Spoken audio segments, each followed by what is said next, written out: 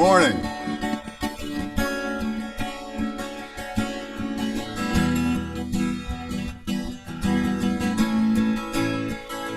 Give me love, give me love, give me peace on earth. Give me light, give me life, keep me free from birth. Give me hope, help me cope with this heavy load, trying to touch and reach you with heart and soul.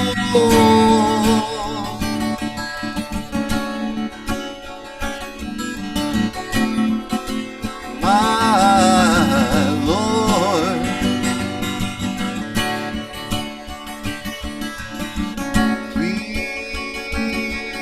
please take hold of my hand, that I might understand you. Won't you please, oh won't you give me love, give me love, give me peace on earth. Give me light, keep me free from birth. Now give me hope, help me cope with this heavy load, trying to touch and reach you with heart and soul.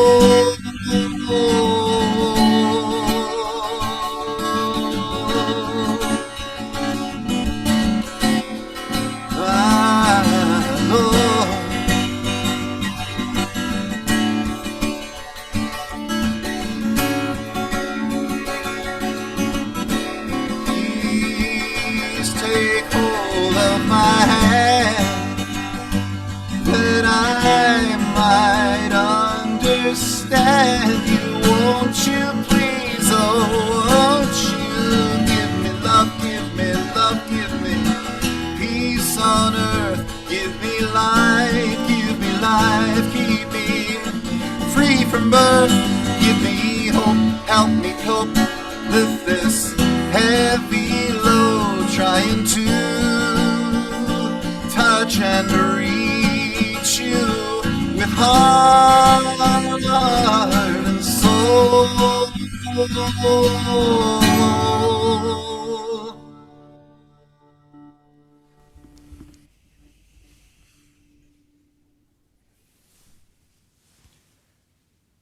This is a new day. This is a new day full of sound and light and expectation. This day has been waiting for you.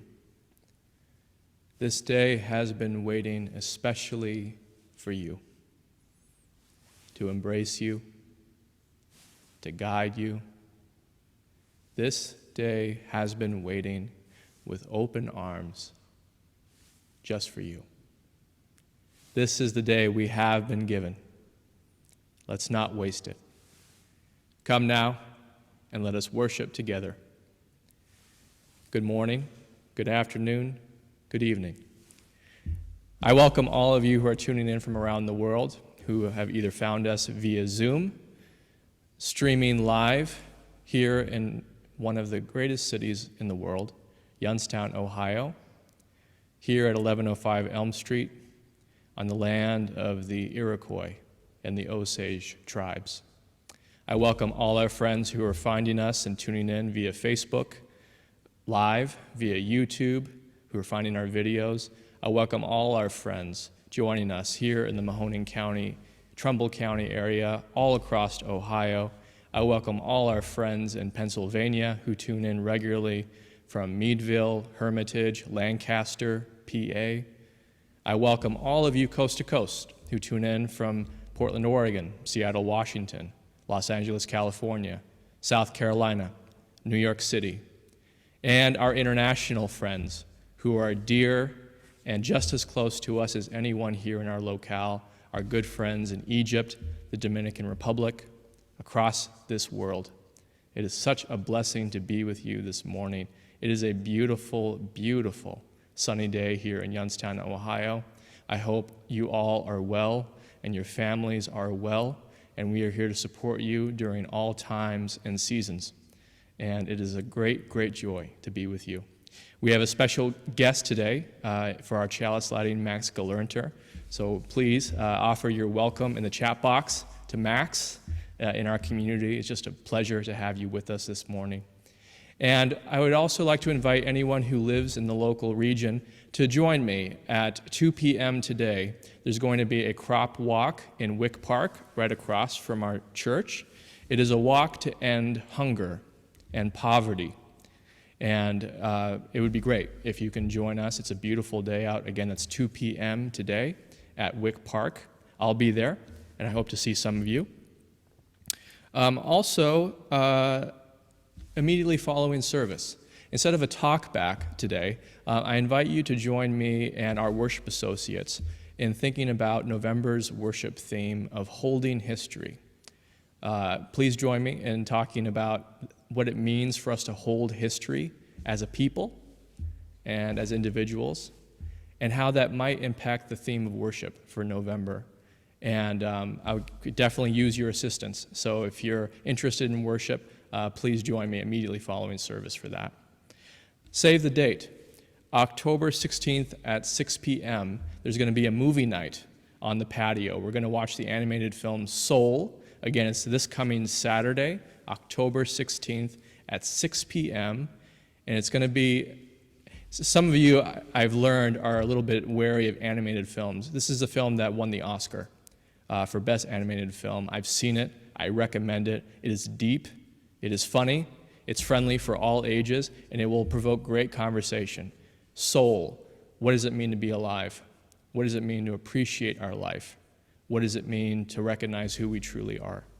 Again, that's this Saturday, October 16th, 6 p.m. on our patio at 1105 Elm Street. It is free and open to all families. And also save the date, November 6th at 7 p.m. We're going to host another Youngstown Storytellers Lounge events. It's going to be, again, November 6th at 7 p.m. You can find this in the weekly update, but we're going to host this on the patio, weather permitting. And the theme is evolution or revolution. And join us for that. And now I'd like to go to Kathleen Hogue, our Director of Religious Education. Hi, everyone. Our Art on the Patio event is this next Sunday, and it's supposed to be really warm, so about 63 or 64 degrees. So wear your shorts if you want to. So it's at 1 p.m. and we'll be making chalices and decorating rocks and making ornaments. You can also join us today at 1 p.m. for a Zoom gathering. I will be posting the link for that in the chat box. And then also our session 3 of Yogurt, which is our religious education program, is Work for a Free and Peaceful World. And it's available also in the chat.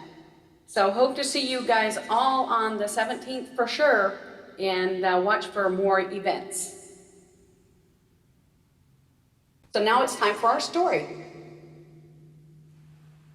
The Belonging Tree by Marianne Coca Lafleur.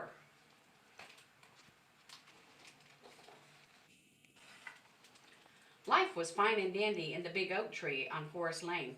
Squirrels lived up, squirrels lived down.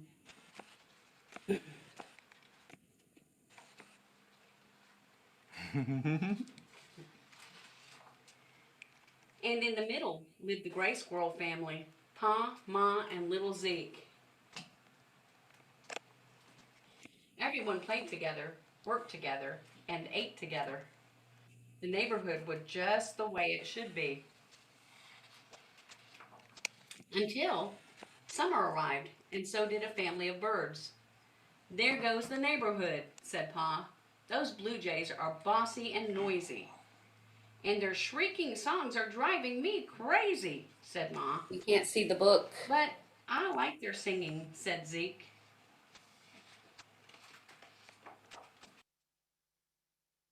Pa and Ma stuffed the walls with moss and oak leaves to block out the noise. Blue jays don't belong here.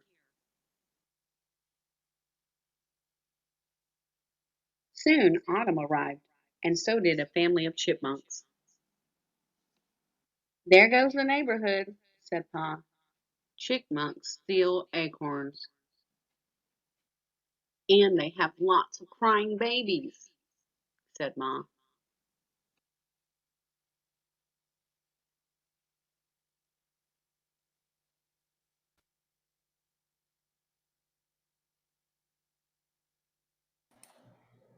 We can't see the book. But I love babies, said Zeke. Pa and Ma spent all day hoarding a winter's worth of acorns. They hid them high up in the attic. Chipmunks don't belong here. Winter arrived. The birds flew south and the chipmunks burrowed underground. The neighborhood was once again just the way it should be.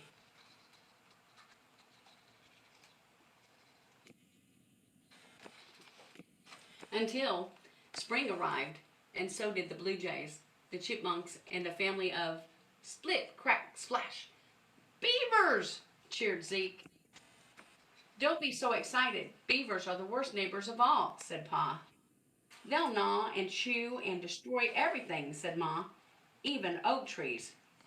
But they build amazing structures, said Zeke. Birds, chipmunks, now beavers. I don't think we belong here, said Pa.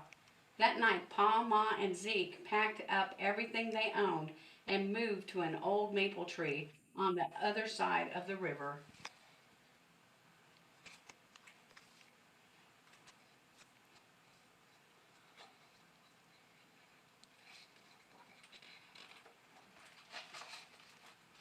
The Gray family settled into their new home. Look, Zeke, there are lots of squirrels here, just like you, said Ma. Go up and play. Instead, Zeke looked across the river.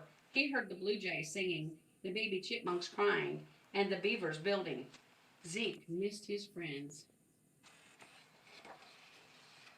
That night, Zeke decided to go and visit the oak tree. Slowly, he made his way, carefully balancing on the branches as he crossed the river below. Suddenly, the sky got dark. Down came the rain. Down came the hail. Crash! Down came the old maple tree. Help! Help! Help! Just then, two blue jays appeared. They lifted Zeke into the sky and carried him to safety. Downriver, the beavers quickly got to work building a dam, rescuing Ma and Pa.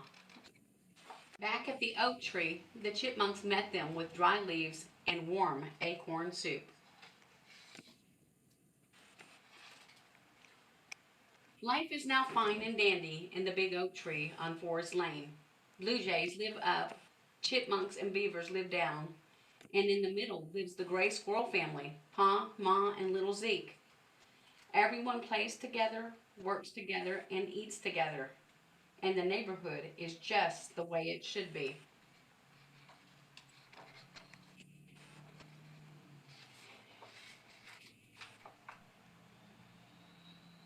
The end.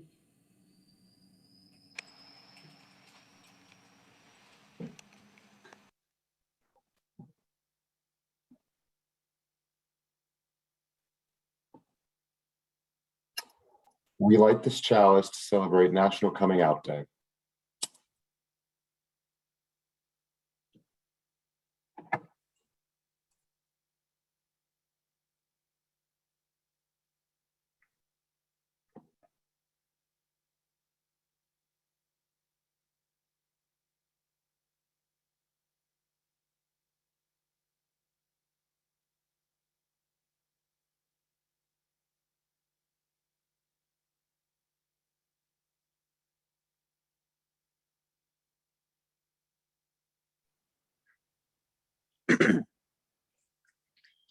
Good morning. This is Diana Mason. Happy to be back with you. If you'll please join me in saying our covenant. Love is the spirit of this church and service its law.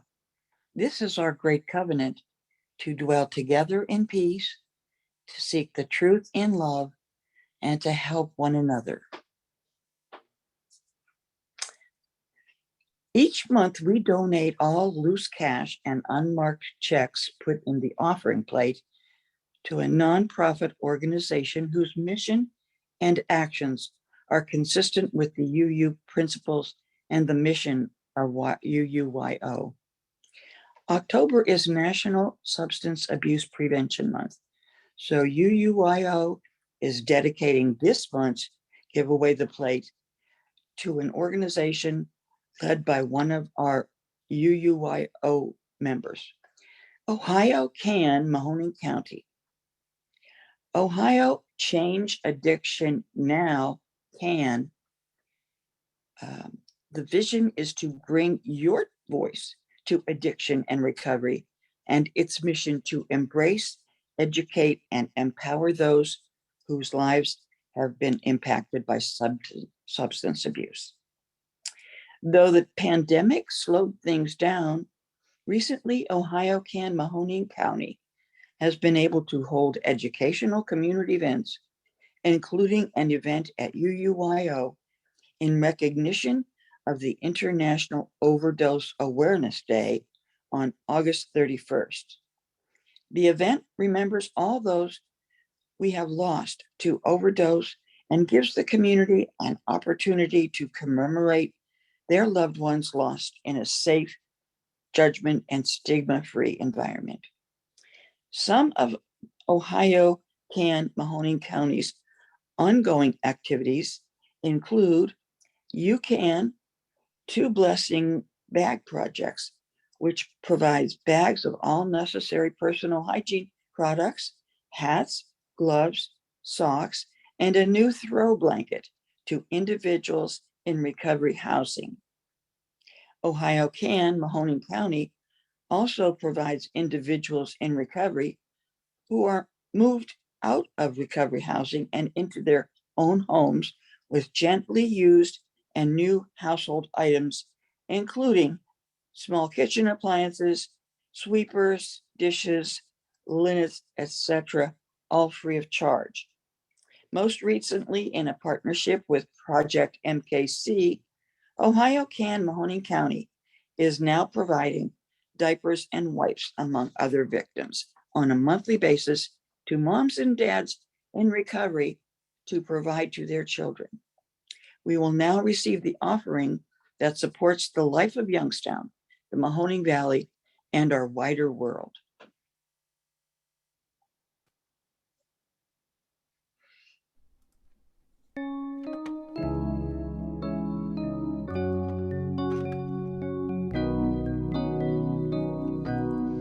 How could anyone ever tell you you were anything less than beautiful? How could anyone ever tell you you were less than whole? How could anyone fail to notice that your loving is a miracle? How deeply you're connected to my soul. How could anyone ever tell you you were anything less than beautiful? How could anyone ever tell you you were less than whole? How could anyone fail to notice that your loving is a miracle? How deeply you're connected to my soul. How could anyone ever tell you you were anything less than beautiful? How could anyone ever tell you you were less than whole?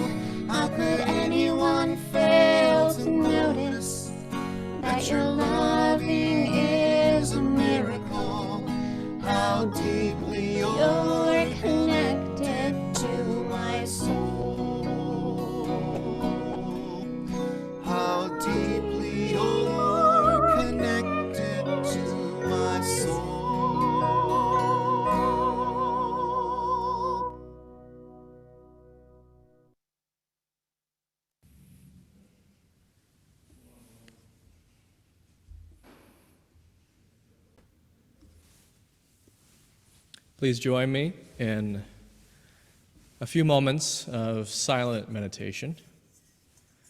It's amazing. Breathing, being alive with all of you in this time and place across the world. Incredible. Let's appreciate that for a few moments.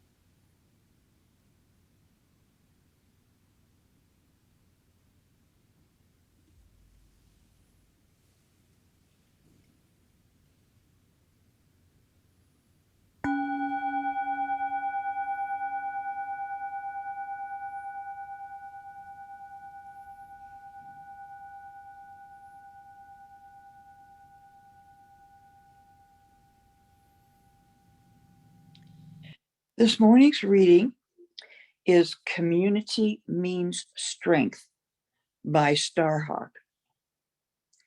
We are all longing to go home to some place we have never been, a place half remembered and half envisioned we can only catch glimpses of from time to time. Community. Somewhere there are people to whom we can speak with passion without having the words catch in our throats. Somewhere a circle of hands will open to receive us.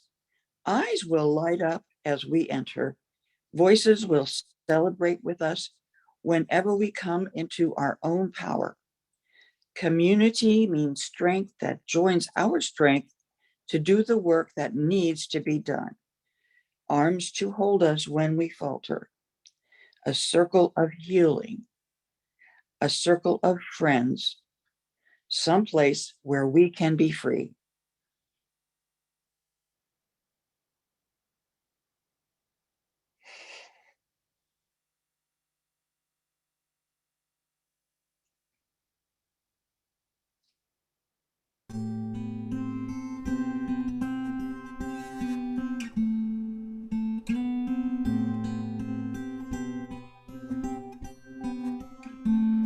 You with the sad eyes, don't be discouraged. Oh, I realize it's hard to take courage in a world full of people you can lose sight of, and the darkness inside you can make you feel small. But I see your true colors shining through. I see your true colors. That's why I love you. So don't be afraid to let them show your true colors. True colors are beautiful, like a rainbow.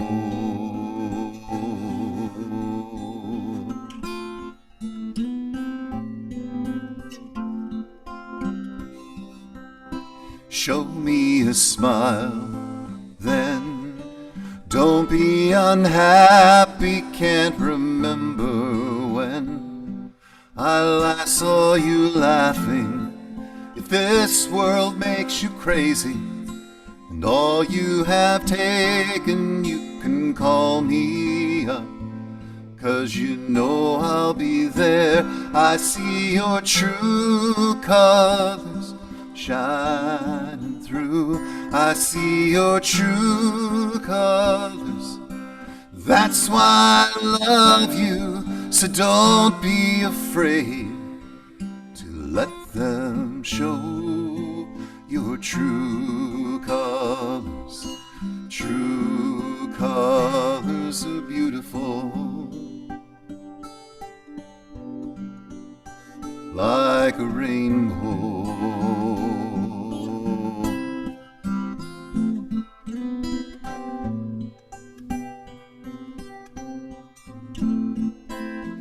I can't remember when I last saw you laugh. This world makes you crazy, and you've taken all you can bear. I see your true colors shining through. I see your true colors. That's why I love you. So don't be afraid to let them show your true colors. True colors are beautiful, like a rainbow.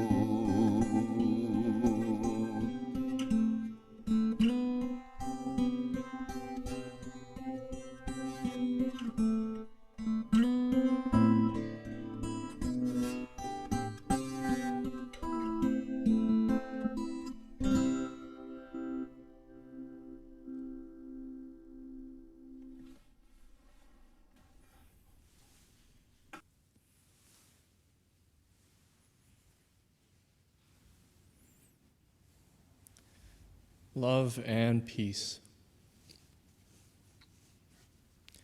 Love and peace are attractive. I received a good note from a member that I mentioned in one of my sermons the importance of taking a breath, but that another spiritual teacher said that it's actually about receiving, not taking. Receiving the breath. I was grateful for that comment, and I wholeheartedly agree. It's not about taking, not about force, and not about personal ownership. It's about opening to the bounty of this moment, this time of harvest, and receiving the gifts of this day, the gift of breath, the gift of life. We don't need to pray to be given love. We don't need to pray to be given peace. I think it's about recognizing the ways that we receive love, the ways we participate as a whole body, a whole community, the ways we are already whole. Tomorrow is National Coming Out Day, and thanks to our LGBTQ plus ministry and community speakers who have blessed us with their presence, this has become an important, critical part of the life of this church. For decades, this church has not only affirmed the dignity and rights of the LGBTQ plus community, we have done what we can to provide havens for youth and all those in our community. We have done this not alone, but through various community partnerships that continue to grow and deepen by the day.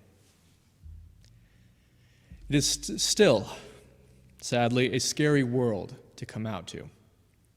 It's vulnerable, and it's a risk.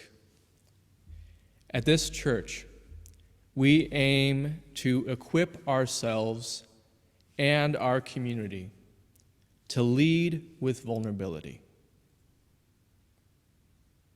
to lead with risk, to find that strength within ourselves, within the embrace of a community. One of the other aspects of this church is to equip ourselves and our community to persevere, to not just settle for what has been done or feel that our role is complete at some arbitrary point, but to go on indefinitely. In past sermons, I've talked about widening the circle of compassion. And I'm becoming more convinced that we don't widen the circle until we get to some arbitrary point that we're satisfied with and then stop. We don't just widen up to a certain point and then quit. I notice when I look at history that circles of compassion are never stationary or stagnant. They never stay put in one place. They expand and shrink given the consciousness of the times, the conscience of the people. And in every generation, there are individuals and communities who are there to expand it. It's dynamic, and it fluctuates, often in predictable patterns.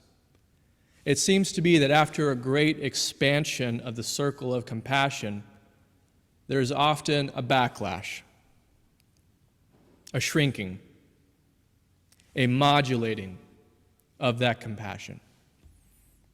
It seems that there are moments in history when we resolve to widen that circle with high energy and large numbers of people participate in this effort for a short period of time, a year, 5 years, usually less than a decade. But there are always people there who are involved in this effort. Though sometimes the number of people is high and the energy feels high and palpable, and sometimes when it's barely noticeable. But I'm coming around to realize that widening the circle of compassion within ourselves, within our families, within our communities, within our world, is the great manifestation of our true life. I'm becoming increasingly convinced that I'm committed to being part of a community like this so that I can be encouraged to keep my resolve to manifest my true life. I'm not involved so that we can get to some arbitrary point and stop, but to participate in this dynamic movement of history until my last breath. And even then, I won't stop. My actions, your actions, our actions, I see with gaining clarity, have a life of their own. widening the circle way beyond what we usually think. I have people in my family who identify as transgender, queer, non-binary, gay. I know many of you do too. Many people in our wider community do too, whether they're out or not.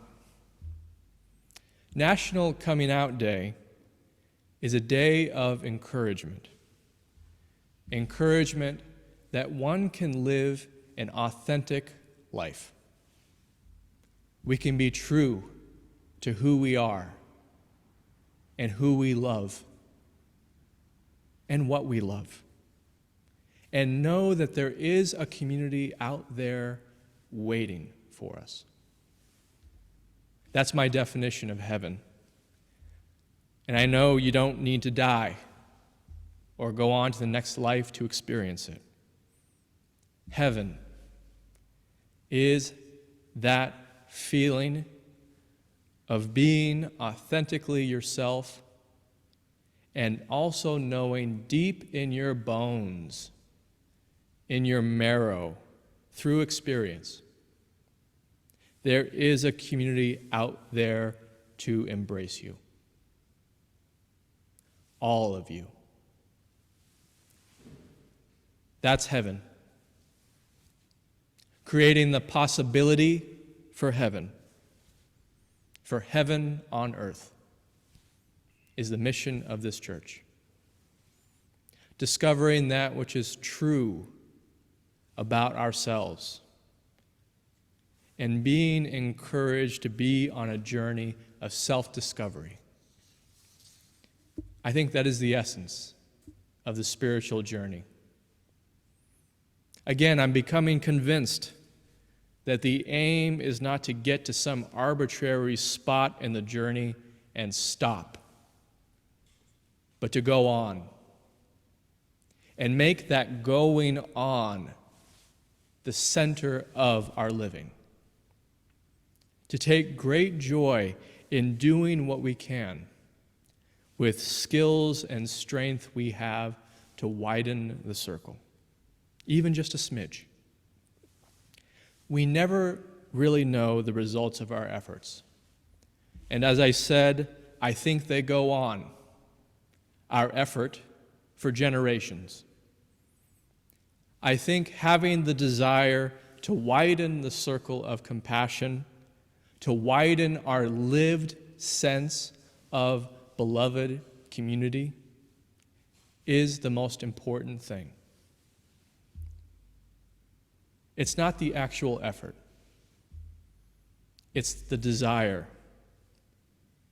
It's wanting, truly wanting, to live in such a way that we can value this time and place and all that are alive in this time and place.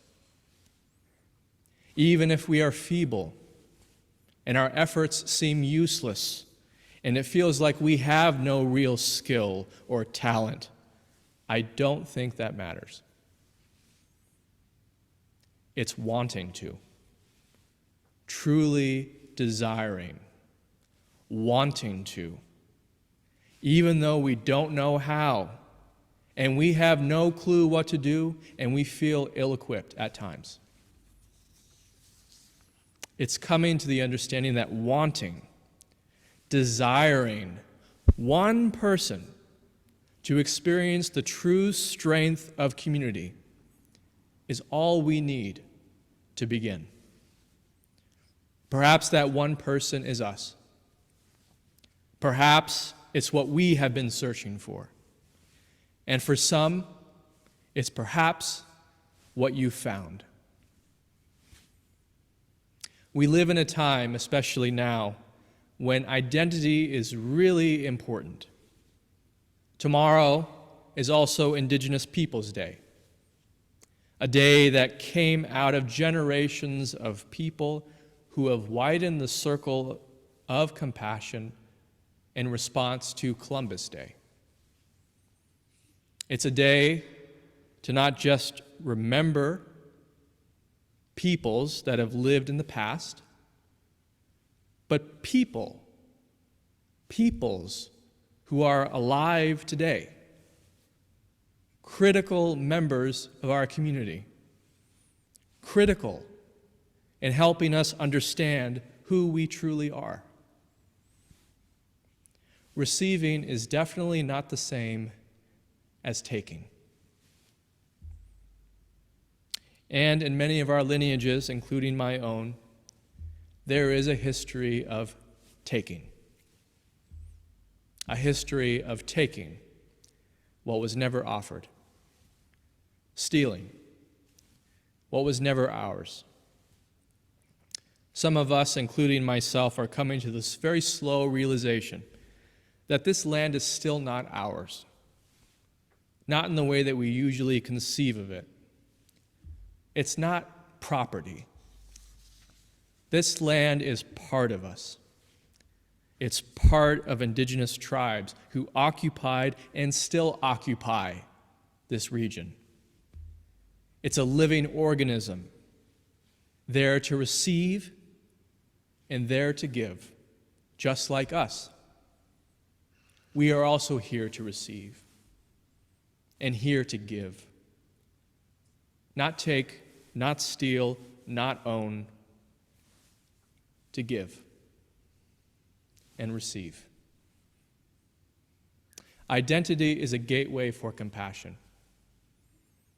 We are still living in a time when identity is seen as a reason to divide or separate. But identity can be a very important gateway for compassion. A gateway for discovering our true life. It's a way, through identity, to understand how we might widen the circle of community, not just for those who hold certain identities, but through that appreciation and understanding, widen the circle for us, for all of us. It's a beautiful thing that the ways that we are most intimately connected are in recognizing the ways that we are particular, singularly beautiful, different. The important thing is to see that singularity, that beauty, that distinctiveness as a critical part of the circle. This is not an intellectual premise. I think we prove this in our living. Even if our actions are feeble, faltering, stop and go, I think it's the desire that matters the most. Wanting, desiring a circle so wide, nobody in creation is outside of it. Desiring this with all our might, all our soul, all our strength. But even a little desire goes a long way. So don't worry. If you only have a tiny, tiny little bit of desire for it, you have other big desires for other things. But maybe there's just a small little desire to want to actually widen the sense of community. That's okay. It's like a seed, that little desire. And with the right environment, a seed can take root and grow. One of the worship associates mentioned to me when discussing the theme for this month, cultivating relationship, that it sounds very much like the work of a gardener. I think that's true. We plant a seed, a small desire, and we put it deep into soil that we think might be fertile. And you tend to the desire, you watch it. Maybe you plant yourself here, in this community. You pay attention to the conditions. And you do what you can to cultivate favorable conditions. conditions for growth. One of the nicknames for this church is incubator. An incubator. We have a history here of a few people getting together and planting a seed, planting a desire for something they wish to see in the community, and then watching it grow, watching it have its own independent life. It's really amazing to see how minimal it is from the outside, how little seems to be required sometimes to grow. But I know this sense of little is an illusion, and I'm sure any true gardener can correct me.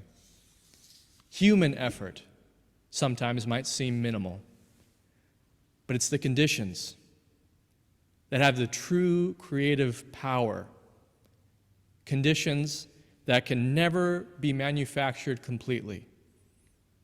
Soil, sunlight, rain, seasons. It's paying attention to how we're part of something and working with the conditions, working with the surroundings. It's noticing that we have what we need. This is why Youngstown is one of the best cities in the world. The conditions here are ripe. We have all that we need to widen the circle of compassion. We have so many opportunities to see identity, particularity as gateways for compassion, opportunities for vital and diverse communities. We have all that we need to take the actions of loving one another, and in doing so discover our true life, a life with no clear edge. We have everything we need to embrace those who are questioning who they are, scared to admit out loud who and what they love.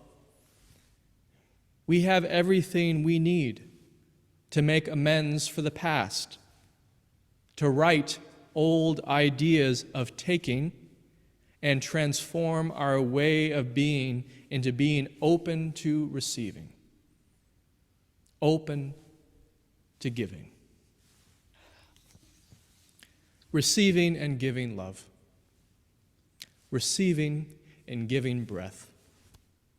Literally receiving and giving life. It's just who we are. We actually could not stay alive without it. It's that fundamental. Who knew that just being who we are would be one of the greatest journeys of being alive? Who knew that just realizing what we have been given, realizing we have been given this time and place, and to appreciate that is all that's required to widen the circle of compassion in profound ways. We have what we need in this time and place to love one another. We don't love one another in order to get to some arbitrary place and then stop. Loving one another shows us our true life, and it is a joy and the source of real peace, the source of real fulfillment. There is no end to this discovery, no end to this joy, no end to this peace, no end to this fulfillment. We will never find the edge of a circle of compassion. And if you do see the edge, then our intention as a community is clear. We will expand and push that edge. We will widen it until we can't see it anymore. It can be tempting to think, in trying to figure out who we really are and what our life is about, to shrink and cut off parts of ourselves in order to fit some idea. An idea of a role, an idea we have of ourselves, an idea others had of us. But I think there's truly no edge. No edge to self-discovery, no edge to who we are and what we're capable of. There's no arbitrary point we have to reach and then just stop. We can keep growing until our last breath, and then I think we grow some more. Our actions and intentions take on a life of their own and enrich the soil for new transformation to take place, creating the right conditions for someone to find out who they truly are and where they truly belong. Each of us will discover that in our particularity, through our own unique combination of identities, and those identities will be gateways. Gateways to greater self-love, compassion, and understanding. They are gifts, these identities. And that compassion will widen our vision to include those who hold different identities than us. And we will recognize them still part of the circle, part of the community, part of us.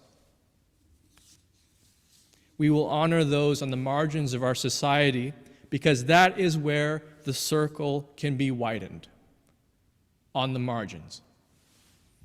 When we see a margin or an edge, we can be sure that it's an artificial margin, an artificial edge perpetuated by historical ignorance. And we have a lot of ignorance too. But we know enough now in this generation that there shouldn't be an edge. There shouldn't be a margin. And when there is, and we notice it, our path as a community is clear. We get the opportunity in this time and place to discover our true life in widening the circle for all of us. Please pray with me. Spirit of love, grateful to be alive in this historic time, this very precious time. Grateful to be alive with a loving community, both near and far, but always truly near, always close to the marrow of our being, close to our heart, our breath.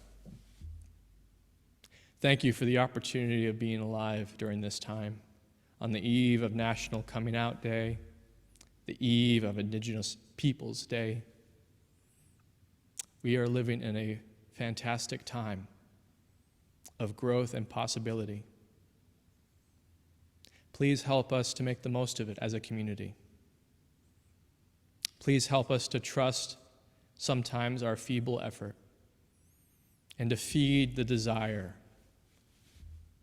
to expand who we are, expand who we think our community is, expand what we think our life is. Grateful for all those who participated in the service, Jeff Krause, Diana Mason, Max Galernter, all those who have made the service what it is, Kathleen Hogue. Thank you for all who are participating in this service through offering your presence in viewing this service and showing us your life, your beauty, your singularity. All this we are grateful for. Amen.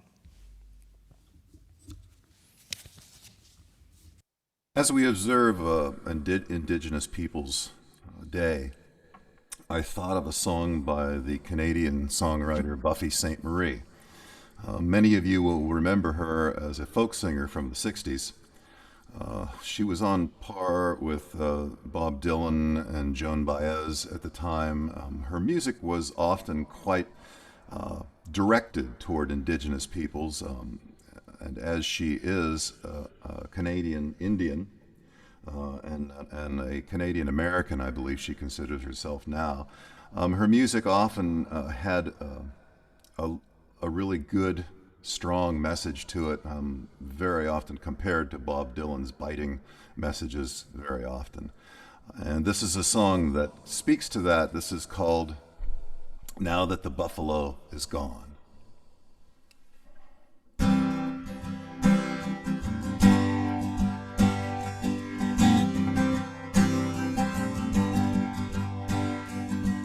Can you remember the times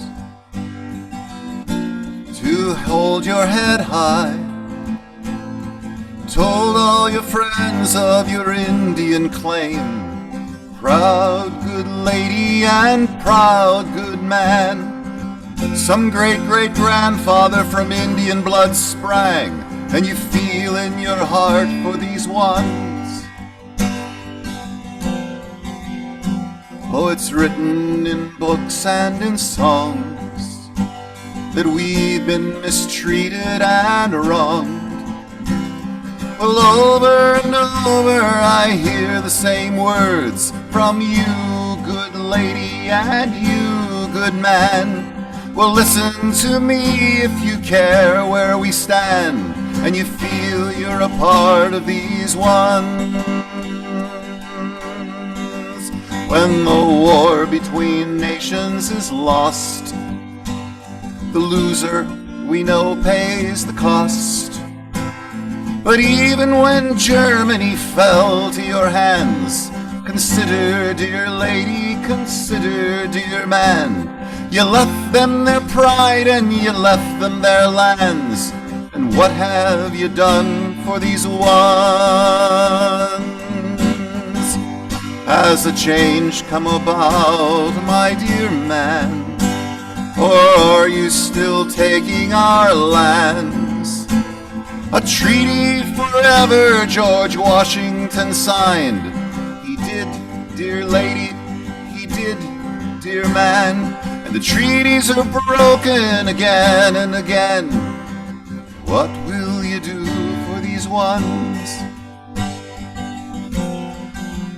Oh, it's all in the past, they will say, but it's still going on here today. The government now wants the Navajo land, that of the Seneca and the Cheyenne. It's here and it's now, you can help us, dear man, now that the buffalo's gone.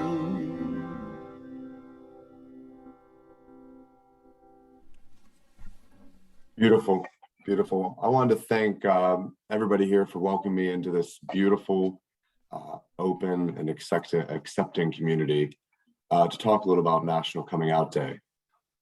Everybody's journey is different, and I thank you for inviting me to share a little bit of my history and my past. You know, I can't speak for everybody, but you know, just speaking for myself, you know, the hardest person when anybody's coming out is with themselves. It's a long, deep conversation that one has to accept. And, you know, the path of coming out, especially on that, you know, as National Coming Out Day is coming around, I think it's important to remember that the journey never really ends. It is a continuing journey that happens forever. Because every stranger that someone in the community encounters, they have to come out once again, in one way or another, explicitly or implicitly. And it gets easier. After you come out to yourself and you accept that, it gets easier as time progresses. But something that I think some people, you know, it's important to remember that even if you see somebody who is confident in themselves, is a proud member of the LGBTQIA community. And even if it's easy for them to come out to a stranger, as the stranger that they're coming out to, it's always nice to have a soft place to land. And, you know, when you're able to give that acceptance back, even if it's someone who has been out for 10, 20 years, it's still really special. And I can tell that the members of this community, it'll do wonders for the local LGBTQIA community in Youngstown. I'm based in Pittsburgh. I belong to the Jewish faith, and my synagogue has always been a very positive, welcoming environment, and it enabled me to come out and live my truth. So I'm sure that the people in your community will truly appreciate everything that you all do and the love and warmth that you all show. So with that, we extinguish this flame, but not the light of truth, the warmth of community, and the fire of commitment we keep in our hearts until we meet again.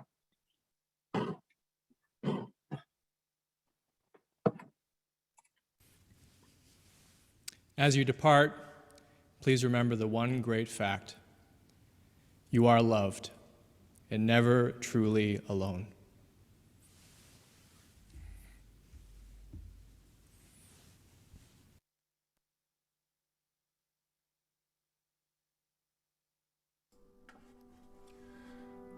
Every day is just the same. You rise up in the morning, take a good look in the mirror, and walk out of the door and wade into deeper water than you've ever waded in before. And nothing surprises you anymore. It doesn't really change. Check your phone and your busy life and try to rearrange.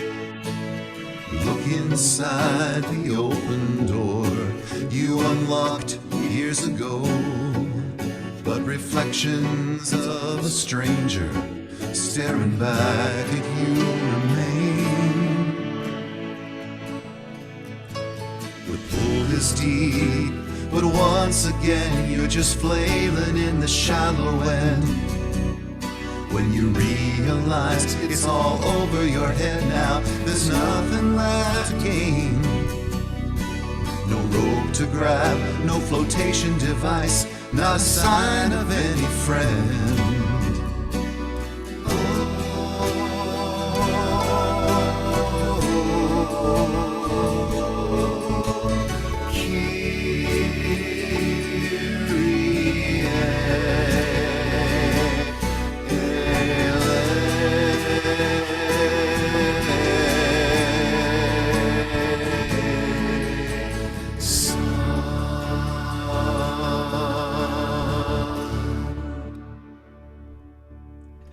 You're on your own, son, take it from me.